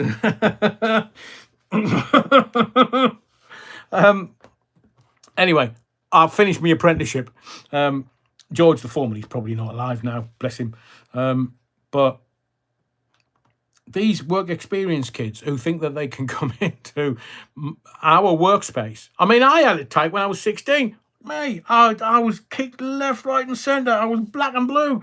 And when you get Swarfega on your bollocks, let me tell you, it's not nice. Hermitite, red hermitite, that in between an engine block, an engine on a car, an engine block, you put hermitite in to seal it. And what the blacksmiths next door would do, they'd kind of pin me down and hermitite everything. And honestly, I scrubbed for weeks and weeks and weeks to get it off. But it's just what we did. Some people would call it bullying now. I would call it growing up and maturing. Because lads are lads. He won't forget that lesson. I taught him when he was 15. The other 2 apprentices were like, you're going to get this. We had nothing to do with this. But I see you says, do they still do apprenticeships? No. Everybody's got to go to university because they want everybody in debt. And then they'll play with you. King Treble 7 says, character building. Oh, King Treble 7 trying to get that. I mean, Swarfega was just a soft soap. It was just uncomfortable. But hermitite, red hermitite, Jesus H. But, and being set on, I was like 4 stone ringing wet when I left school. And I was being set on by mountains of men. They were like 6'6" and 20 stone. They were just giants of men. And they'd planned it. My mechanic would say, here, go next door to the blacksmiths and go and get this and go and get this and go and ask, get the stores for a long stand. At 16. Exactly, Lewis. A long wait. But you know something? What we are doing as a species, we are breeding weakness. Not, and there'll be people in the body of the Kirk tonight that will agree with me. The reason why they go to the Northerners and the Scots for special forces, I mean, it's that's a really broad brushstroke, but it's not necessarily just that. but they go to people that have dealt with adversity, that have dealt with a real tough upbringing. They've dealt with shite in their life because they won't break. And some of the ex-military will know this from your basic training or even your special training. Scots, hard as nails. They don't muck about. People from the northeast, some of the Scousers in the northwest, yeah, and northerners, Yorkshire folk. There is always the exception to the rule, but if you go down to the shandy drinking southerners and the south coast where it's lovely, you're not going to get special forces from there. I mean, the SBS are based down there. Some of the Welsh. God!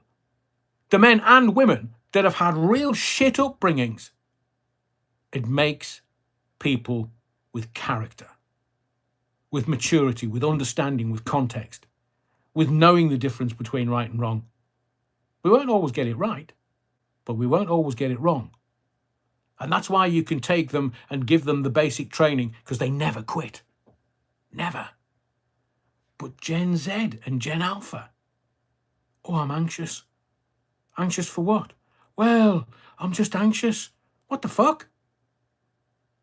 Do you know what life is?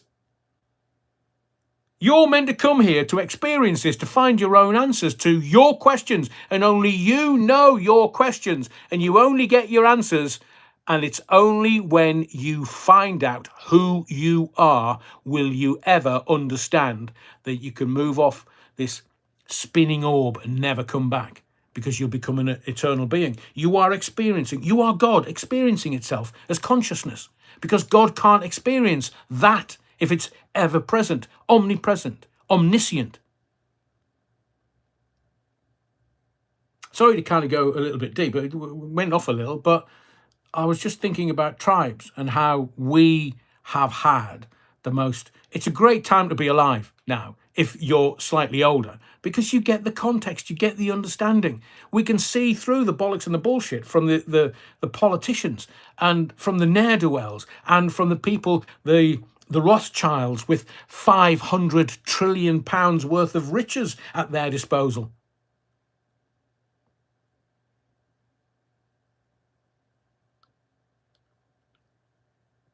I agree with you, Rich. We went through the school of hard knocks. Everything else was a breeze. Kids don't know they are born these days. And sadly, the parents are mollycoddling them so that they don't have the tools. I would rather have a hard life, but have the tools to survive a hard life, because I had understanding. Oi, oi, oi. Nicholas says, I had boiling water poured on my hand, I think, for not having tea ready. It hurt and I started crying. It was a step too far and the wanker got put out on his arse from the foreman. Oof.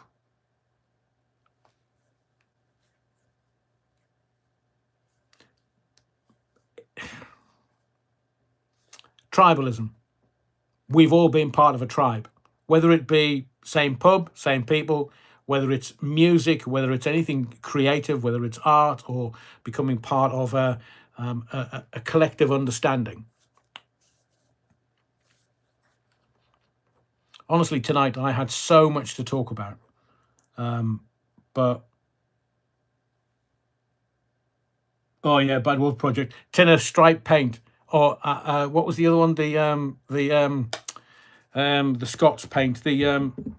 I need a tin of tartan paint. Tartan paint. What colour? Fucking hell. I see you. Very good point. People worked, no credit cards. That helped. If you didn't have the money, you went without. And you see, that's how you break down the matrix, because everybody's been conditioned to tap, tap, tap, tap. But those that have had tough times and have gotten through them, they understand. You ain't got it, you can't spend it. Oh yeah, but no, if you haven't got it. Amalia, go buy a pint of elbow grease. Andrew James says, at my school you were either a grebo or a chav. Rich, pack of blue sparks. Oh, yeah. Who did that to you, Lionel Leighton? Sent for a glass hammer.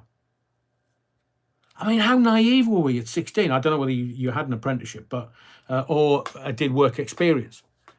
And I was thinking about this tribe. I was working from 14. I had my own paper round when I was 14. I did the mornings and I did the evenings. And it wasn't as if it was onerous. You did it because you earned money. And sometimes you had to bring money back in and put it into the pot because we didn't have much. Rich says, and I see you. You bought off the catalogue and paid weekly. Bad Wolf Project. Do you know Bad Wolf Project? There are still people that have slot meters in the telly, gas slot meter, rebate day was great. Oh, halcyon days. But it's... Hang on, let me have a look for you, Amalia. I'll check my... No, it's not buffering here, so it might just be your... Just refresh the page, Amalia. So I think that...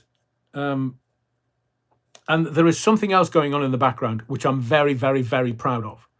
And as I say, I've wanted to evolve the channel. I've absolutely loved the last 3 years of what we've done and how we've done it. But I just want to... I'll say this. I contacted David Icke the other day. And the questions that were asked via his website, because I've got his home telephone number, but I'm very hesitant about just picking the phone up and going, "Hello, David, my name's Adrian." First question, how many subscribers have you got? How many views do you get? And what do you want to do? So for me, 10,000 is a huge amount, but it's not a million. It's not 100,000. And views, I'm being reined back in. Since I haven't brought membership to the channel, my views have been throttled. So how can I get someone that I've already interviewed on the BBC to come onto my channel when the hurdles that I've got to jump over is, I would suggest, 100,000 subs, and getting views, they'll want hundreds of thousands of views. And I can understand that. I can understand it. But it's a kick in the bollocks. If I was on LBC, I didn't really, or the BBC, or some of my late night phone-ins, whenever I was doing stuff, I'd get publishers literally falling over themselves to try and get some airtime with me. I literally would get people, "Can you do this interview? Can you do this? Can you do this sports star? Can you do this celeb? Can you do this? Now I'm trying to get people on here.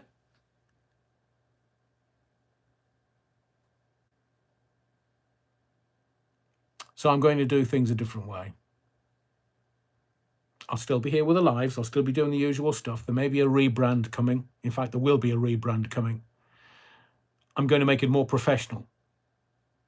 And as much as talking to you on a Sunday, Monday, and a Wednesday is fantastic. And just as a little side note, my charity night that I do on a Tuesday with the Mankind Project, I've only got tomorrow and the following Tuesday. So that sort of frees Tuesday up for a while.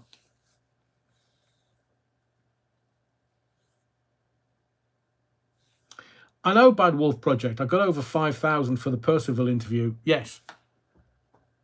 And I agree with you, but there's a place that I want to go where I've just got to get the momentum. So I'm going to have to open my little black book and try and get people on and do the interviews. I'm looking at structure for the channel. I'm looking at, a bit like Rogan, I'm going to have certain days where I will have interviews. I'll just say this to you as an example.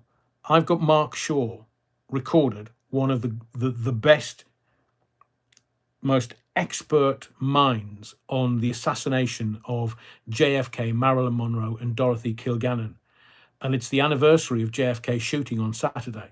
So over the next few days, I will try and make it edited, promoed everything for the anniversary of JFK's assassination.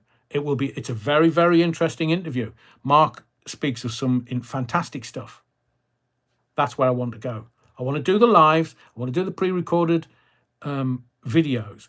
But where I want to go is where my skill set lies, from 40 odd years in radio, of talking to people, communicating to people on many different levels, but also interviewing people. I want to bring my skills to this channel. And I can only do it with your help. So, and I've also looked at what I'm doing and how I'm doing it and the amount of time I'm spending with things. So this is me just being authentic and being honest with you, because I want to bring things of value in service of you, your family and your community. I want it here because I've worked very hard over 3 years to bring you the information. There's a lot of other people that are not doing what I'm doing because it takes kahunas to do it, because it's dangerous, some of it. So I'm going to wind up the live tonight. Are we? Yeah, we're a little over. I hope tonight has been of some value to you, because it's just me and you having a conversation. And thank you to everyone in the comments. I found something a little earlier. Is it really, Stephen? Wow. November 23rd, the day Doctor Who started. I was in the chat a little earlier, and there's a button for Q&A. Now, I don't know what that is, and maybe we'll kind of have a play about with it on Wednesday. But we can have Q&As on the lives, and I think they've only just started that. Doctor 69, smash the likes, you wrong'uns. Yeah, you utter wrong'uns. So I just want to say thank you to you for your support so far. I want to bring you lots of Rogan-esque. I want to bring me here. And me is multifaceted and multi-skilled from 40 years in doing live radio. It's not to be sniffed at. So, and I'm really happy that we have a community here that can look at. I did some heavy lifting last week, and I know they weren't easy watches. And that's why tonight's been a little bit more frothy rather than deep and serious. But I'm writing a book, and I want to get the book finished by the end of the year. And then along with the book, we'll relaunch the channel in January. I don't know what it'll look like. I have a concept. I have an idea, but it'll still be the usual malarkey. It'll still be everybody in the comments. It'll still be on the lives. There'll be certain skills and enjoyable stuff. But I want to get real information. I want to get real stories to engage you. I want real stories, human interest stories, stuff that you lift the veil on things. I want to get into that. And I want you along for the journey. We've been together for 3 years. We'll keep going. My name's Adrian Allen. Smash the likes, you wrong'uns. Thank you for your likes, your subscriptions, but most of all, your indulgence. Whatever you do, wherever you go, please take emergency Battenberg. It's always handy. Look after yourself. Be well. Be safe. And what we're doing here at the Theatre of the Mind is not a show. It's a mission. It's a mission for the truth. And we continue. Wednesday night, 7:15, Parish Notes, 7:30. We're right in there at the deep end, baby. See you Wednesday. Be well.